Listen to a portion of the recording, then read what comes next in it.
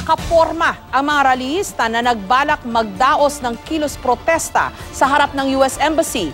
Agad silang hinarang ng mga anti-riot police. Samantala, nagkaroon naman ng kaguluhan habang sinasagip na matauhan ng Manila Department of Social Welfare ang mga nakatira sa lansangan. May report si June Veneracion. Sa US Embassy sa Ross Boulevard na may kalayuan sa CCP Complex, ang target sanang marating ng mga rallyistang ito. Pero naharang agad sila ng anti-riot police. Kaya sa bahaging ito na lang sila ng Calo Street nagsagawa ng kilos protesta.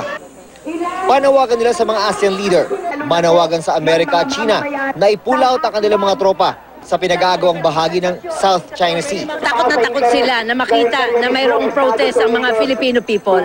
May isa pang maliit na grupo ng mga rallyista ang muntik nang makalapit sa CCP Complex. Pero nadaan naman daw sila sa pakiusap ng mga pulis, kaya umalis din agad. Meron ding nagtangkang makalusot sa bahagi ng Rizal Memorial Stadium, pero bigo rin sila. Saan man silang mag-attempt na lumusot, ay agad namin silang na blablakan dahil higit isang buwan na po ang aming rehearsals nito. Kung alam natin ay nakakapanakita talaga ng iba, hindi naman po papayag ang gobyerno na ang mapapasasaktan na lang tayo. We have to subdue them. Dito minomonitor ang seguridad para sa ASEAN Summit at ang mga convoy ng mga heads of state na dadalo.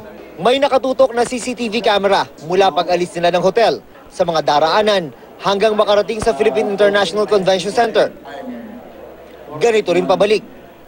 Maging galaw ng kanilang mga asawa, minomonitor din sa loob ng Security Coordinating Center. Unang-una to ensure na unimpeded yung kanilang travel. Secondly, siyempre, yung security concern natin to ensure that they arrive on time, safely, kung saan nila intended na pumunta. Maayos ang sitwasyon sa paligid ng CCP Complex. Hindi rin problema ang traffic. Pero sa mga lugar na daraanan ng mga heads of state at iba pang delegado, nag-abiso na ang MMDA sa mga motorista na iwasan ng mga ito. Mga lugar gaya ng Makati Avenue at Arnaiz Avenue sa Makati at Jokno Avenue sa Pasay City. Ang asahan ho nila pag na-tsempo ho sila na may movement yung ating head of state, asahan ho nilang talagang tigil ho sila. Sa tindi ng init ngayon, ang mga nakadeploy na pulis ang matinding nagsasakripisyo. Kaya nagpahiram ang Malabon City ng mobile shower para merong magamit ang mga pulis na gustong mapreskuhan.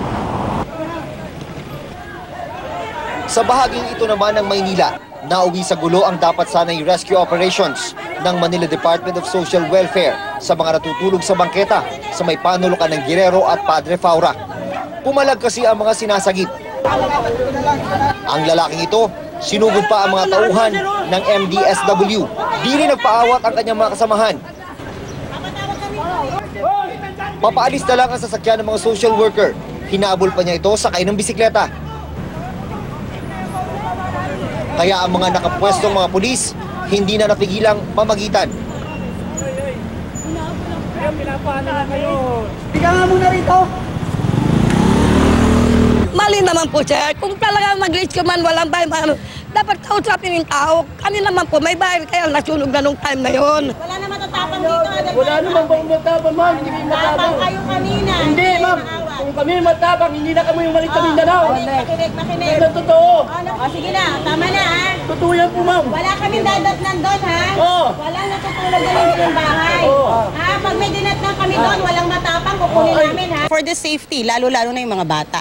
Kasi lalo na daanan yon. Anytime, magising yung mga bata na hindi alam ng mga magulang, tatakbo yon. So masasagasaan. So magiging ano pa rin natin yon, liability pa rin natin in a way yun. Sa huli, dinala pa rin sila sa MDSW sa Manila Youth Center. Ipapamedical daw sila at beberipikahin ang kanilang pagkakakilanlan bago ihatid sa tunay nilang tirahan. Paglilinaw ng MDSW, araw-araw ang kanilang rescue operations at wala umano itong kinalaman sa ginaganap na ASEAN Summit. Kagabi halos ganito rin ang eksena sa Ross Boulevard kung saan mga batang palaboy naman ang dinampot. June Veneracion, GMA News.